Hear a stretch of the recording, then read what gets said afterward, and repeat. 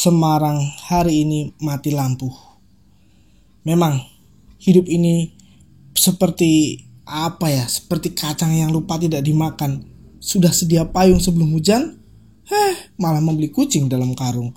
Banyak yang lempar batu sembunyi tangan. Keadilan hanya seperti pungguk merindukan bulan. Tapi saya yakin sepandai-pandainya tupai melompat, pasti akan jatuh juga. Dan yang penting kita harus seperti sapu lidi. Bersatu kita teguh, bercerai kita runtuh. Haleluya.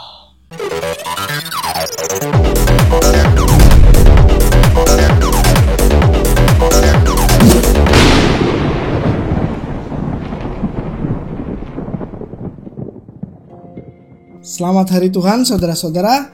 Rahmat Tuhan Yesus Kristus menyertai kita semua. Bersama lagi dengan saya, Romo Argo, di channel Heaven World. Dalam video kali ini kita akan membahas mengapa Tuhan Yesus seringkali menggunakan perumpamaan-perumpamaan dalam pengajarannya. Nah, yang pertama, perumpamaan adalah media menyampaikan kebenaran Allah. Tuhan memilih cara yang unik untuk menyampaikan kebenaran tentang Allah, yaitu melalui perumpamaan-perumpamaan. Dan karena Tuhanlah yang memilih caranya sendiri, maka sudah pasti bahwa cara inilah yang terbaik. Seperti yang sudah dikatakan dalam kitab Nabi Yesaya bab 55 ayat 8. Sebab rancanganku bukanlah rancanganmu, dan jalanmu bukanlah jalanku. Nah, sekarang apa sih perumpamaan itu? Perumpamaan adalah peribahasa yang berupa perbandingan. Perumpamaan itu biasanya merupakan cerita pendek. Dan ini mengambil contoh-contoh dari kehidupan biasa dan dengan menggunakan bahasa-bahasa yang sudah umum dipakai dalam masyarakat. Seringkali perumpamaan mengandung kejutan dan juga seringkali mengandung hal-hal yang dilebih-lebihkan, lebay gitu ya. Dan biasanya perumpamaan itu dikemas dalam penyampaian yang menarik dan meyakinkan supaya pendengar dapat memetik kebenaran di dalamnya. Dengan mendengar perumpamaan, pendengar ini diminta untuk menilai peristiwa-peristiwa di dalam perumpamaan dan membuat penilaian dalam kehidupan mereka masing-masing. Perumpamaan membuat pendengar untuk mengetahui kebenaran dan mengambil keputusan. Jadi perumpamaan itu memberikan kejelasan, saudara-saudaraku, bukan kabur. Perumpamaan membuat pendengar melihat kebenaran secara gamblang dan bukan gambaran-gambaran yang samar-samar. Nah, hal ini dibuktikan dalam Injil Matius bab 21 ayat 33 sampai 46, yaitu tentang perumpamaan penggarap-penggarap kebun anggur yang mendapatkan murka Tuhan. Nanti Anda bisa cek di Alkitab masing-masing. Matius bab 21 ayat 33 sampai 46. Nah, dalam perumpamaan ini imam-imam kepala dan orang-orang Farisi sangat marah karena mereka mengetahui bahwa ternyata dalam perumpamaan ini merekalah yang dimaksud. Dengan mengajar dalam perumpamaan, Tuhan Yesus mengajak kita untuk menjadi pribadi-pribadi yang lebih dewasa. Itu mau menggali, mau merenungkan, dan mengambil keputusan. Karena di dalam perumpamaan itu tersirat kekayaan yang tidak terhingga akan kebenaran, yang mana kita diminta untuk mengambil keputusan. Apakah kita mau menerima atau menolaknya? Sebagai contoh, perumpamaan tentang penabur yang keluar untuk menabur, yang mana sebagian benih jatuh di pinggir jalan, di tanah berbatu, di semak duri, dan yang terakhir di tanah yang baik. Dalam perumpamaan itu, para pendengar bisa menilai sendiri bahwa tanah yang baik adalah tempat yang baik untuk bertumbuhnya benih itu, dan mereka bisa melihat dan menilai kehidupan mereka masing-masing. Apakah saya sudah menjadi tanah yang baik? Yang kedua, perumpamaan sebagai sindiran. Kita bisa lihat di Injil Matius bab 13 ayat 10 sampai 17. Maka datanglah murid-muridnya dan bertanya kepadanya, "Mengapa engkau berkata-kata kepada mereka dalam perumpamaan?" Jawab Yesus, "Kepadamu diberi karunia untuk mengetahui rahasia kerajaan surga, tetapi kepada mereka tidak. Karena siapa yang mempunyai, kepadanya akan diberi, sehingga ia berkelimpahan. Tetapi siapa yang tidak mempunyai, apapun juga yang ada padanya akan diambil daripadanya. Itulah sebabnya aku berkata-kata dalam perumpamaan kepada mereka, karena sekalipun melihat, mereka tidak melihat, dan sekalipun mendengar, mereka tidak mendengar dan tidak mengerti. Maka pada mereka genaplah nubuat Yesaya yang berbunyi, kamu akan mendengar dan mendengar, namun tidak mengerti. Kamu akan melihat dan melihat, namun tidak menanggap.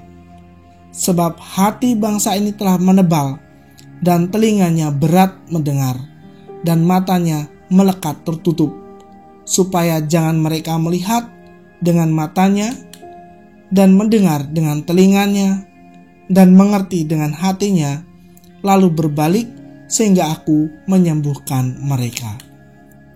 Tetapi berbahagialah matamu karena melihat, dan telingamu karena mendengar. Sebab aku berkata kepadamu, sesungguhnya banyak nabi dan orang benar ingin melihat apa yang kamu lihat, tetapi tidak melihatnya, dan ingin mendengar apa yang kamu dengar, tetapi tidak mendengarnya. Sepintas saudara-saudaraku, tampaknya Tuhan Yesus pilih kasih karena dia memperlakukan para murid dan mereka yang bukan murid dengan cara yang berbeda. Para murid diberi karunia untuk mengetahui rahasia kerajaan surga, sedangkan orang lain tidak. Nah, tentu saja jawaban ini bukan berarti bahwa Tuhan Yesus itu pilih kasih, bukan. Karena apa? Karena keselamatan itu jelas terbuka untuk semua orang. Namun, hal ini dimunculkan oleh Tuhan Yesus sebagai sindiran. Untuk apa? Untuk menunjukkan bagaimana cara orang-orang menanggapi kebenaran kerajaan Allah. Kita sudah tahu, saudara-saudara, sudah sekian lama Tuhan Yesus berbicara kepada mereka. Mereka sudah melihat perbuatan-perbuatan besar apa saja yang telah dilakukan Tuhan Yesus di hadapan mata mereka. Namun lihat, mereka tidak memiliki kehendak untuk mengerti, lalu bertobat dan menerima Tuhan Yesus dalam kehidupan mereka. Tidak ada. Bahkan hingga detik ini pun Tuhan Yesus masih saja ditolak dan disangkal di mana-mana. Meskipun mereka sudah mendengar pemberitaan tentang Tuhan Yesus melalui gerejanya. Ini berbeda dengan para murid yang mau mendengarkan Tuhan. Dikatakan oleh Tuhan Yesus, "Kepadamu diberi karunia untuk mengetahui rahasia kerajaan surga, tetapi kepada mereka tidak. Karena siapa yang mempunyai, kepadanya akan diberi, sehingga ia berkelimpahan. Tetapi siapa yang tidak mempunyai, apapun juga yang ada padanya akan diambil daripadanya." Nah, kalau kita amati saudara-saudaraku, padahal buktinya toh para murid juga tidak mengerti arti perumpamaan itu.